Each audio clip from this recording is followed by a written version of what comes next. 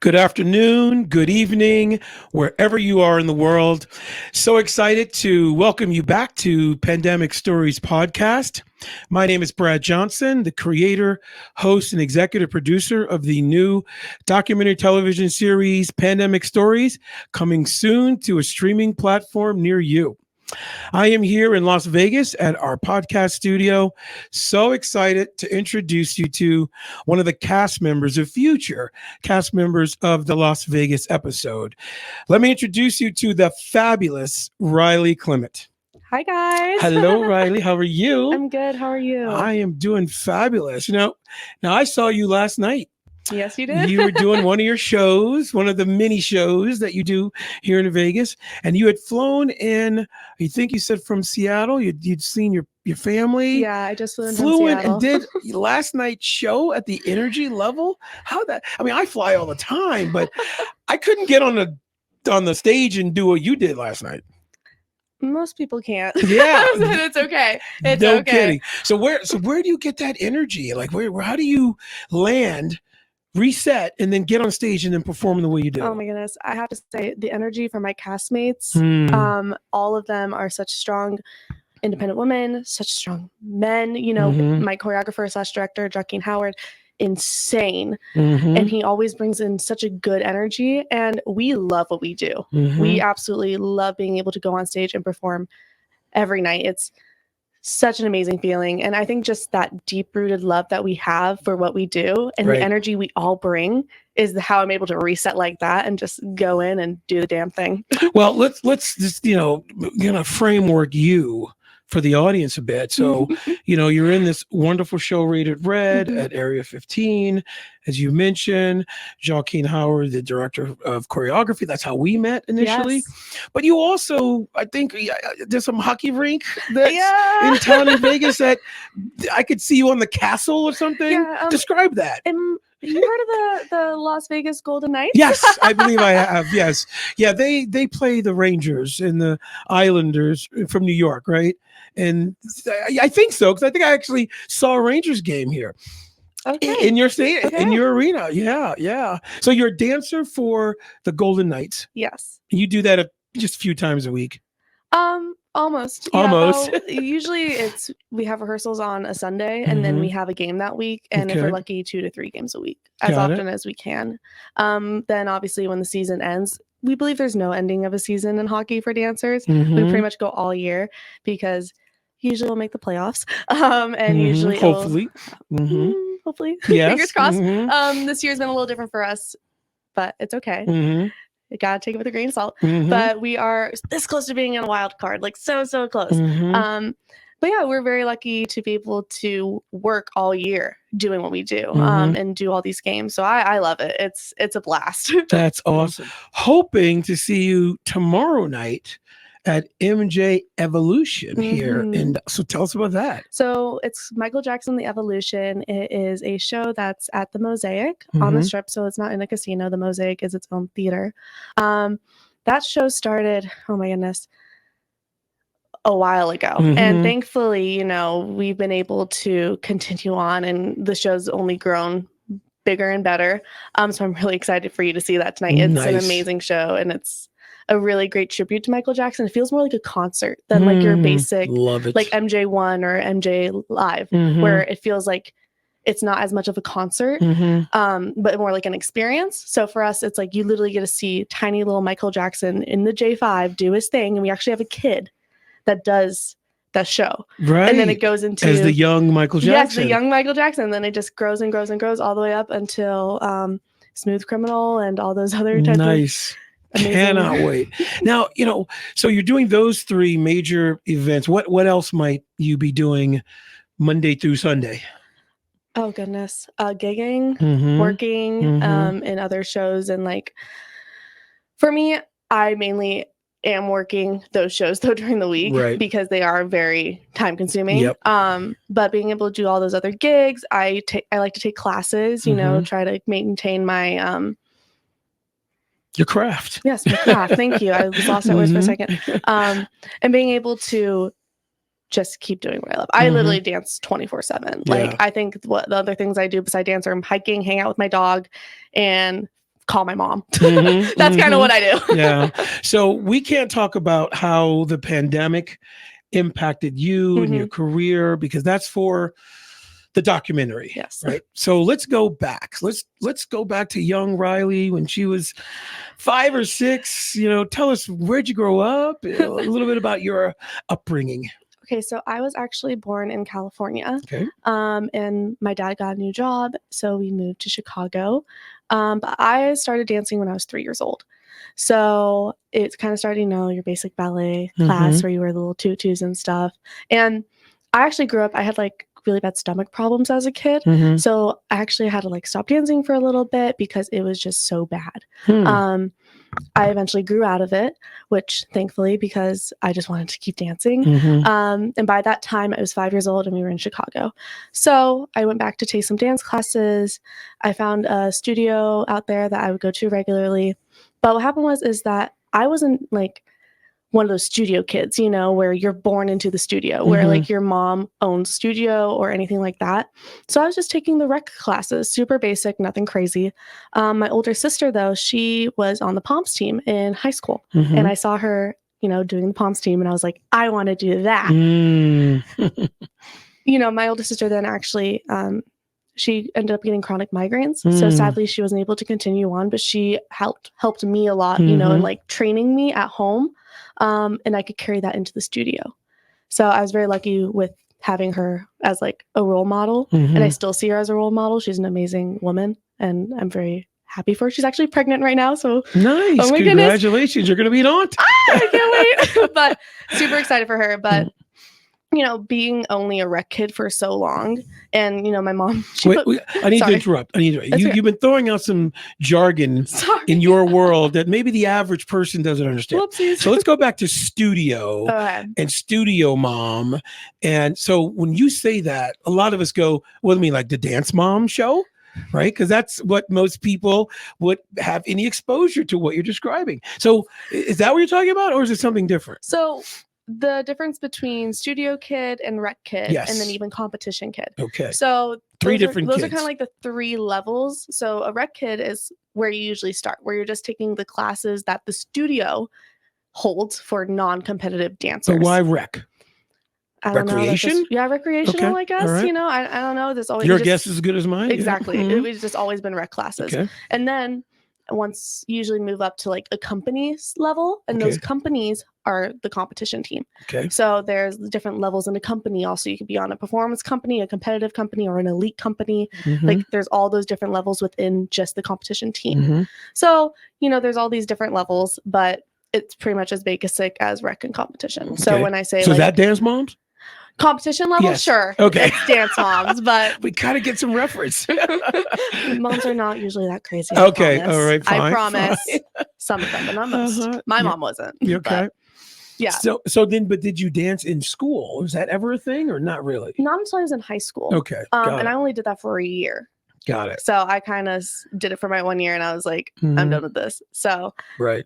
But I started as a rec kid. So when you're at that age and a rec kid, do you think this is going to be something you're going to pursue for years? Or do you think it's, something you'll do while you're a young person, but you'll grow out of it, So that's interesting you say that because my mom always said, like, if anyone's going to quit dance, it was going to be me. Oh, okay. So my mom always said that. Not because I didn't have the drive or the determination. I definitely had those things. It was a matter of fact of like my body. I had really bad issues with my hips, my knees, my ankles, my back. Everything. Yeah. I would joke around. I think I was 13 when I first said this. I have a skeleton of a 70-year-old. Like nothing works. Okay. So I would not always the joke good about foundation that. for being a dancer. And not long term and doing it professionally. No. So I always said like, if I can make it work, I'll make it work. But if I can't, I can't. But it's interesting because, as I said, like I did start as a rec kid and then I went into the competition world. And I went to the competition world middle school. So by the time I was in high school, I was like, I do want to do this professionally. I don't know how. Like how does someone from Chicago, Illinois that doesn't know a thing that doesn't like being in musicals. I did not like singing. I can't sing. Okay. I really can't. I promise. Everyone's like, no, you can. No, it doesn't just happen. not happening. Yep. And wants to go to LA. Like, how does that work? Like, how does someone do that? And I think it wasn't until I was like a sophomore in high school is when I realized I really want to do this. So I actually left my competition team. So I was, in a competitive team. I left them after my freshman year, and I started taking what they call industry classes. Another term, yes. So an industry class is pretty much where you go, you learn the combo really quickly. It's usually an hour to an hour and a half class. You learn it like that, like in a snap, and you get in front of a camera and you do it. So those are what they call industry classes. Okay. It's learning how to work a camera, be in front of it, and not forget the choreo, and just do it. So I started choreo. I like that. Choreography, yes. Choreography, choreo, same thing. I'm taking notes here, by the way. For when we do this again. Yes, exactly. But yeah, so I definitely went into that, and then I also went into a hip hop crew. Okay. And the hip hop crew I was a part of was called Boom Crack. It's also associated with different crews within Chicago, because in Chicago, everyone's a big family. Everyone knows each other. And this is like in the city, like this is off of Jackson Racine at the Lou Conte Dance Studio. Like it's right there with amazing, beautiful people. But in that hip hop crew, I saw a lot of people in this crew that also did other things than dance. So some of them were nurses, some of them were school teachers, some of them were doing all these different things, and others were in college. And I was in high school. Right. I was the youngest one on my crew. And because of that, I was like, okay, I know now I actually do have to leave Chicago if I want to pursue dance. Because all these other people, not saying that they weren't good enough, they just weren't in the right location. Right. So that is kind of what helped me realize, like, I have to leave the city. But because of that training, though, I was able to surpass a lot of people when it comes to like hip hop and picking up choreography quickly, knowing different dynamics and textures that you apply to the music, which is a big deal when it comes to auditioning and whatnot. Okay, so now translation again for the audience. I heard you say hip hop and crew. So we're talking like Step Up movies? I mean, yes. See, there you go, right? Step Up movies. Translation, it's important. Hip hop crews, yeah. Hip hop crews, yeah. There's so many hip hop crews. So like we didn't do like battles, right? But like, that's what everybody's imagining. Yeah, we didn't do like the battles. There were b-boy battling crews. Cars, lights on at nighttime, and then circle, the water on the floor, on the floor splashing around. Yeah, that's what I was imagining. Like, yeah, she's got a crew doing the hip hop out there. We could have done stuff like that, easy. But not in Chicago, not the time. Well, in the winter when it's negative 20 degrees. Well, that's a good point. Yeah, exactly. But yeah, pretty much it was so amazing because actually there's a thing called Prelude, and I'll explain what it is. Okay. It is a dance competition just for hip hop crews. Okay. Or any crew, but it mainly was just hip hop crews. And because there are so many different crews in Chicago, we wanted to compete against each other. We wanted to have people vote who was the best, you know? Right. We won first place quite often, but it was awesome being a part of a community that did something like that. Yeah. So being a part of a hip hop crew was more than just learning choreo and doing whatever. We got to compete. We got to do performances for venues. We got certain gigs. Like it was. And you're practicing the whole time. Yeah, we practiced twice a week. So I took a train from Plainfield, Illinois, which is about like 40 minutes to almost an hour sometimes away from Chicago. Train every day, back and forth from the city, back home, back and forth, back and forth. So I did that a lot just because I loved it so much. But yeah, hip hop crews, Step Up. So now I had the privilege and honor to meet your dad. And so at this time in your life, in your career, in your hip hop and cruise industry, preludes, all these words, how are you being supported by mom and dad? They were the most supportive people in the entire world. I mean, my parents, before I could drive, so, before I was 16, they were driving me to the city. They were, they'd spent the hours taking me back and forth. They paid for all my classes and all my training. They did not expect me to get a job and work in high school because they knew I wanted to just train and become a better dancer. Like they were so supportive. And I'm lucky enough to have that. I definitely recognize how lucky I am to have that. But they were just always there. And whenever I had a bad day, we used to have this thing called save it for the car. Just save it for the car. Okay. So if like something bad happened at class, especially like when I was a studio kid, back when I was competing with other kids my age. So back when I was in middle school and stuff, or in the first year of high school, and something bad happened, or I was sad because I was on the back row of a dance or something, save it for the car. And I would get in the car. My mom would just listen. give me advice, and just kind of be there to help me with some of the dance drama, which now I look at as a 20-year-old and I'm like, I don't even think twice about that stuff anymore. But, But back it's a then, big deal when you're yes, younger. It's of such a course. big deal when you're younger. But my parents were the best. Mhm. I mean, some of my dance teachers, even like in the city where, it's just industry classes, so they didn't have to know you or have to know your parents. They knew who my dad was, because my dad would walk in with our dog, Maverick, walk in with the dog and walk on in. And Terry, one of the teachers in Chicago, always would come up to my dad and say, Jeffrey, Maverick, and get so excited. That's and great. it was so amazing that they were so willing to be there for me and to also accept the culture that I was in when it comes to dance. And even now with the types of shows I'm doing, and they come and see them. They make travel out here as much as they can. They pay for my ticket to go home sometimes as a surprise. Because it is so easy to imagine parents, not wanting, not that they don't want to support, but they're like, well, what are you going to do with being a dancer?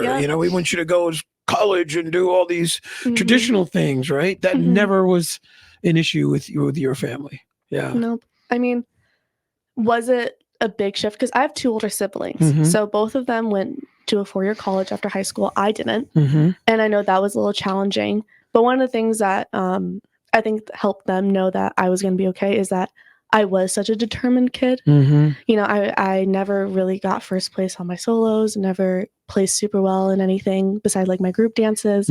So for me to be like, I know I'm not the best in this sense, but maybe I'm the best in another sense. Or maybe I can be better with a cast or an amazing team, or, and I always just kept pushing and pushing and going. And I was so determined.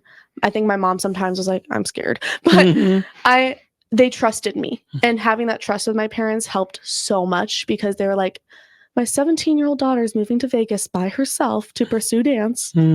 What is going on? Like, that's definitely how they felt. Okay, so let's go back now. Let's go back before that decision. So, your industry and preludes. And so how did your career go from I'm a 17-year-old high school student to I need to take it to the next step? What did you do to just keep pursuing your dream? Okay, so that's a full loaded question, because there's so much that led up to it. When it came to what I had to do, it was just taking that like leap of faith. So my junior year of high school, so I was still doing the hip hop crews, and I was competing my solo at conventions, which is a weekend where you just dance 24/7 all day. And these amazing teachers from all over the country, and some from out of the country and all around the world, come and teach you. So I would do that. And it kind of came to a level where I was seeing people on Instagram and on these social media platforms just moving out to LA and making things work. And I knew I wanted to do that, but I knew I needed something to like, how do I do this to go to first? So during my competition time, there was a man named Don Moralt who created this program called TAPS. So that's a 6-month trade school for dancers, where you pretty much go and you are dancing 5 days a week from 9 a.m. to 2 p.m., taking all these classes. You do voice lessons, you take tap, you do acting, and you dance. And you do that for 6 months. So when I heard about that, I was like, this is something that I can use to help me get to where I want to be. And I will say that my parents knowing I wasn't just going to be dropped off somewhere helped them too. So we actually scheduled a weekend where my dad took me to Vegas, and I met Don again, because I've met him a few times before at competitions. So I saw him again, and I auditioned by taking those classes that entire day with the group that was already there. So I took all those classes. He gave me a scholarship, which I was so thankful for. Wow. And I got to see the living situation, and you live in an apartment with a few other girls that you are in the program with. And it's dormy, like a dormy feeling, right? But it's like an actual apartment. Like, we got a kitchen, we got a living room, we got our own bedrooms, like the best type of situation. My parents were like, okay, she's not on the Strip. Yeah. Vegas is more than just the Strip. Yeah. And I was like, I can dance all day, all week. This is the best thing in the world. So obviously, after seeing that, I was like, I know I don't want to go to college. I don't want to do that. I don't want to go to a 4-year college, get my degree, and guess what? My skeleton's old and not be able to dance by the time I get out. So I went with taps. And I graduated high school a year early because I knew I just wanted to go. And also my dad got a job in Washington. Okay, wait, hold on. Sorry. See, you always do this. You graduated from high school early. Like, when did you know that you were going to want to do that? Like, most people just don't graduate from high school early. It was that year. Okay. Because I don't know why I did this. It was just a chance of faith, whatever. I took an extra class every semester. I don't know how it ended up happening, but I just did. So I even took one class over the summer at one point. I think it's because you went to summer school without being forced to go to summer school. It was just that's it was not online. normal. That's not normal. It was just one of those things. I was like, I just want to get this class over with. Okay. It's easy to do online. You can usually cheat. And a lot of high schools don't even offer summer classes too. Yeah. No, but I was able to do it, and I just did. Wow. And so by the time I was a junior, I was able to be like, oh my goodness. You have enough credits. I have enough credits. I just don't have to do lunch for one semester, and bam. Right. I'm home free. So I was very lucky to be able to just do that. Yeah. A lot of people can't. But my counselor is pretty cool about it too. She helped me like schedule things for that specific year. Right. But I went up to her one day and I was like, is it possible for me to graduate early? She goes, Ryley, I don't know how you did this, but you have enough credits. So do it as you please. Wow. So it was just So when you went to TAPS, you also kind of quickly said, I got a scholarship. So how did you get a scholarship to this, sounds like pretty prestigious program? Like, how did you get that? I'm assuming Dawn just saw something in me and was like, I want you in the program. And I know was you work everybody hard. on scholarship? A decent amount of us. Okay. A really good amount of us. And where do the funds come from to offer these scholarships? Are these corporations that back and investors? I mean, I'm assuming something like that. Okay. You don't know. I really don't know the business side of how Dawn runs TAPS. Yeah, that's impressive. All I know is that it's been on for 6 years now, and it's still going. Yeah. And kids are still auditioning, and they're still showing up, and they're still doing the program, and they work right afterwards. Now, are you somehow, as an alum, involved in the program or mentoring, other young people who are going through it? I'm actually one of the very lucky few that are picked from the alum that get to teach the next generation of tapsters. Congrats. And Nice. I think a part of it is because, I was trained so heavily in hip hop in Chicago that Dawn trusts me to be able to do that. And I feel like a lot of times when it comes to being a strong female hip hop dancer, you can't find that a lot that someone's able to teach that. There are so many strong, amazing female dancers, but being able to find that where the kids that are going through what they're going through in those 6 months of, am I going to make it? Am I going to make it? Am I going to do it? Have someone to be like, yes, you can. I did it. I went through the exact same thing you did, and here I am doing it. So to be able to teach them in that way, I was very thankful that Dawn trusts me to do that. So I love it. I love seeing the newcomers doing their thing. That's it's great. awesome. Now, you mentioned, this was a program not on the Strip. Nope. And it was a dance program. I mean, again, when you shared that with me before, I never heard of it before. So if you're not in the dance community, you probably don't know it. But those who are in the dance community, everyone knows it. It's that prestigious. Why is it in Vegas? I think the part of the big reason why it's in Vegas is because LA is very expensive. Okay. And I think that Dawn was smart enough to say, LA's close.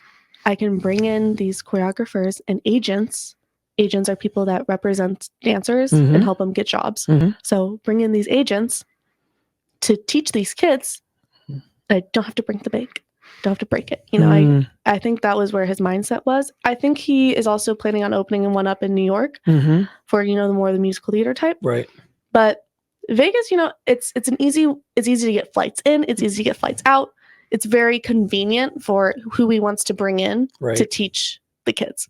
And I imagine, I don't know the actual official statistic, but there are probably a lot more dancers per square mile in Vegas because of all of the shows and all of the performance that goes on here, that it's a great place to train and build another round of dancers every year. It's definitely a great way to build connections, especially if, what I did was I took classes after TAPS. So I would go and take classes at a studio called Millennium, a studio called Prodigy, all these different studios, met dancers already in the industry. Got it. So now you're building your network. It's a great place to build your network. It's a great place to really dig deep and be like, okay, here's my roots. Let it work. And it's easy to move here to Vegas. It's easy to move here to New York. Like, it's easy to make the connections here, and it will take you to so many different places. Now, did you imagine at that time that your future in dance would be doing multiple projects like Area 15 or MJ, or is that standard? Is that typical? I'd say for me, I had no idea what was going to happen. I thought I was going to go to LA. I thought I was going to go to LA and be an LA dancer. I ended up staying here. No, what is an LA dancer? Is that dancing for a concert, a musician, a show? Is it musicals? I mean, how do... There's so many different definitions of an LA dancer. It goes from commercial dancers, which do music videos, like you said, TV. There's concert dancers that do the tours. And then there's the social media dancers that get paid to have a presence on social media and just take classes. Well, I'm glad you mentioned social media. So where does social media sort of fit in your world? Is that something that you focus on? Because so many dancers focus on their social media presence and platform to build their followers and build their influence. Something I love about Vegas is that it really doesn't matter how many followers you have, because it's about who you know and who you are as a person. Got it. If you're a kind person and you're a hardworking person, you're going to work. Whereas in Vegas, not in Vegas, whereas in LA, it depends on how many followers you have. Like, I was once invited to an audition and they didn't check how many followers I had. I had less than 10K. I wasn't allowed to audition. Really? Wow.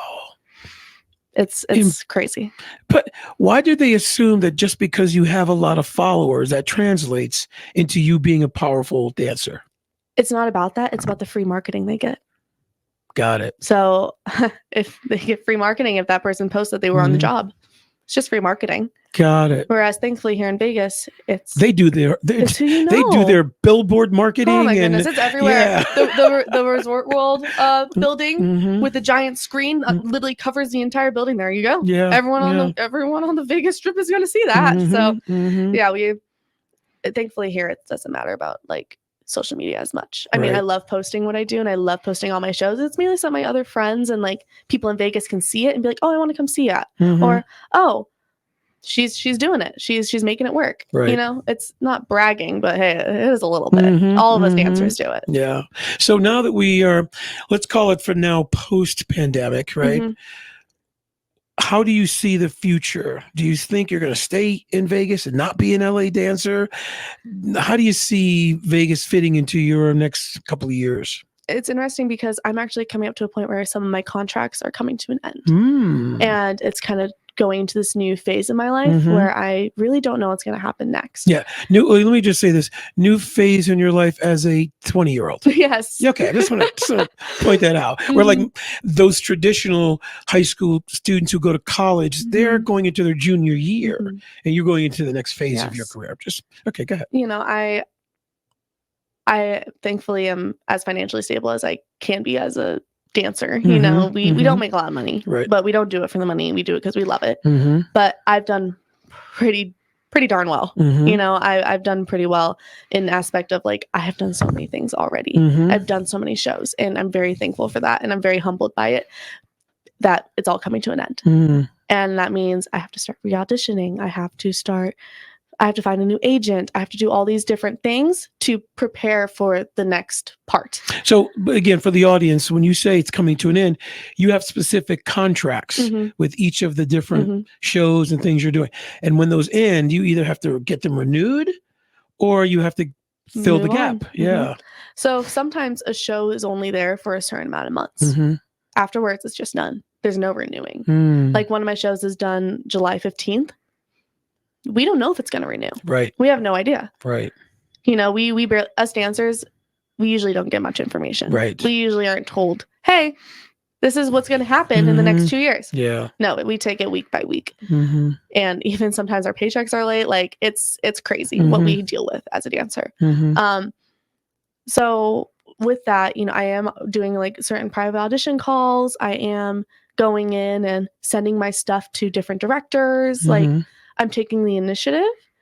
And because of that, I have a few potential new contracts coming up. Mm-hmm. NDAs are important, so I can't say anything. Of course. But I'm we very understand excited. that here at Pandemic yes, Stories. We do. I am very excited for the next thing to come.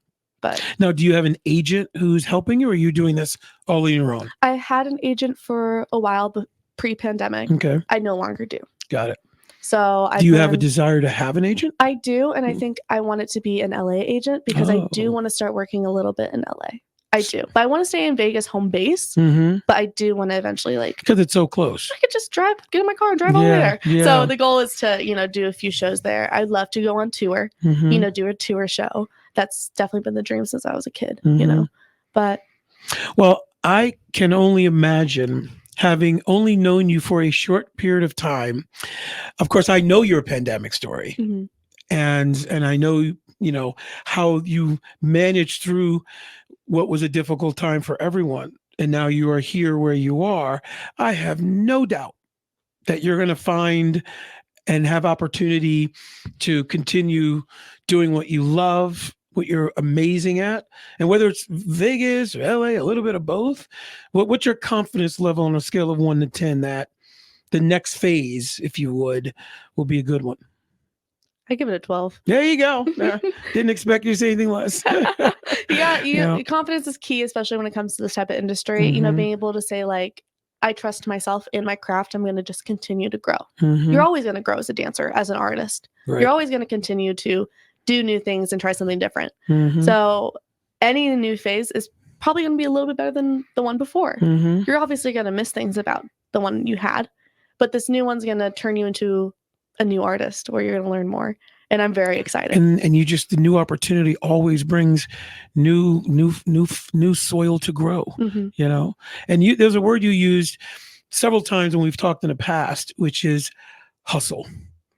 Like, you're like, I'm here today because, you know, I have some talent, I work hard, but I hustle, mm-hmm. you know? And that's, I think, just been a bedrock for who you are up until the young age of 20. It definitely translates to a lot of dancers. Mm-hmm. A lot of us are just hustlers. Mm-hmm. I mean, especially in Vegas, you have to hustle. Yeah. You have to stay on your toes. You know, you never know where you're going to be pulled to next or what mm-hmm. you're going to do. Mm-hmm. But we are all hustlers. I mean, gosh, some of the dancers out here are just fantastic. Mm-hmm. And who they are as people as well. I mean, it's helped me also, you know, stay in a positive attitude to have such an amazing dance community here. Mm-hmm.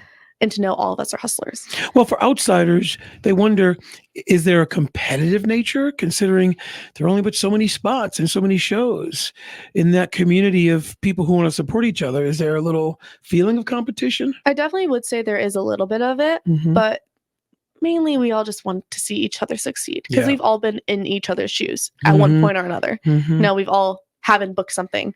We all have booked a lot of things and had to say no to something. Mm-hmm. We've all had to choose between one or the other. Or we're not getting anything right now, and it might just because of your look. Mm-hmm. You know, mm-hmm. you never know. Right. So we all like to support each other mainly, but yeah, of course there's a little bit of competition. We all want the job. Mm-hmm. We all do. Yeah, of course you do. Yeah.